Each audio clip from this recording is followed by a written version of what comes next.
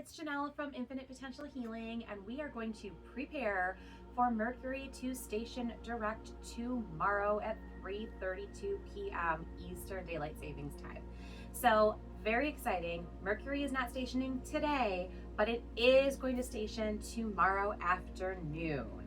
So this is huge because Mercury is stationing the same day as the astrological new year, as the spring equinox, the same day that the sun goes into Aries. So it's giving us this additional dose of clarity and the potential for easier forward momentum. And we are so fucking here for it at this point. I have talked to a lot of people, my clients, my friends, my family, and pretty much everybody has shared the same opinion, which is that this particular Mercury retrograde was a whole bunch of bullshit. And given all of the other astrological transits that were at play, it was always going to be. Not that it's ever a picnic, not that it's ever anybody's greatest, best idea of fun, but this one was kind of a doozy because there were so many other heavy hitter alignments at play. So what does it mean that Mercury is stationing direct tomorrow? Basically, right now, Mercury is sitting still.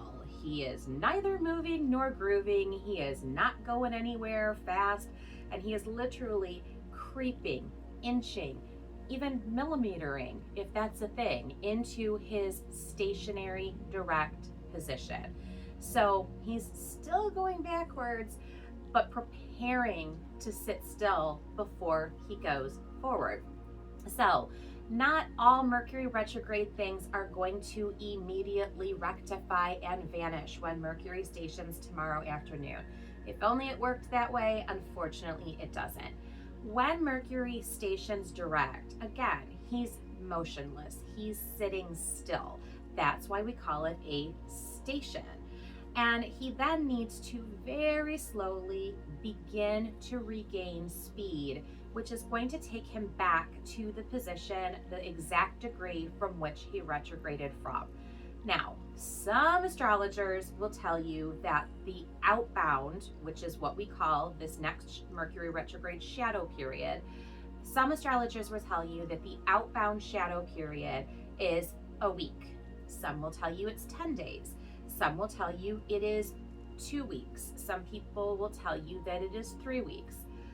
However, what it really is at the end of the day is the amount of time, the length of time it takes Mercury to return to the exact degree from which it's stationed retrograde from.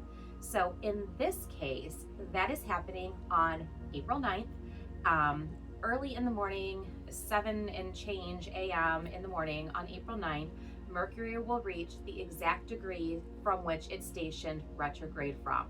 So between now and then, every day he's going to gain a little bit of extra speed, which means we can expect every day between when it stations direct and when we are out of that outbound shadow on April 9th at 7 in the morning, we can expect every day to be a little lighter, a little easier. We can expect electronics to work a little bit better, transportation to be a little bit smoother, communication to be a little easier, maybe even our own thoughts, our cerebral process to be a little bit clearer, a little bit more fluid each and every day. So it's almost like those things too are picking up speed, are regaining balance. So for those astrologers that don't use a 3-week standard shadow, I honestly just don't understand that practice because I tend to use a 3-week shadow, and I always have. In this particular case, it is literally taking Mercury 20 days after it stations direct before it hits that degree of Pisces from which it retrograded from. So I think I've always used a 3-week shadow because obviously 20 days is only 1 day shy of 3 weeks. So it's like by the time we get through that extra day, he's good to go. He's totally normal. He's moving forward. He's progressing through the sign the way that he was before the retrograde happened, and we can all kind of put it behind us and go to bed. So it doesn't, again, everything doesn't change overnight the minute that Mercury stations. And that is whether Mercury stations retrograde or in this case, Mercury stations direct. it takes time, which is what we call those shadow periods. So for the next 3 weeks, things that you can expect: lighter, brighter, easier, better, every single day. And especially given that Mercury is stationing the same day of that zodiac new year, the same day that that sun goes into Aries, which is a fire sign and has that same impetus of the year of the fire horse. Now we're going to gain clarity of thought. Our electronics, our travel, our own thinkers are all going to start working better. All of the tricksters that, all of the tricky tricksters, things that Mercury typically does, are going to be less and less with each passing day.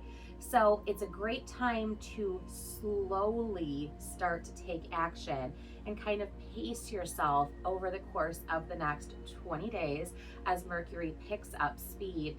It's a good idea to start taking action while you continue planning, while you finish your review and you put all of those re-themed things to bed until the next retrograde, which PS is in June. It gives you that window to kind of finish up the review, but start slowly, intentionally taking meaningful action each and every day as we utilize the energy that Mercury is giving us now that he is stationing retrograde. So stationing direct. A lot of people will celebrate when Mercury stations direct, which is understandable. But when we know how to utilize the energy the most effectively, we don't have to necessarily let these transits affect us the same way that they tend to affect other people. I always say that forewarned is forearmed, and this definitely arms you with the ability to utilize this energy in the most effective way possible. So, like I said, wrap up that review, continue planning, but also start to slowly implement. And that's going to be your sweet spot for the next 20 days. So get ready. Mercury is stationing direct tomorrow, and it's going to be smoother sailing on a lot of fronts moving forward for the next 20 days and definitely past that.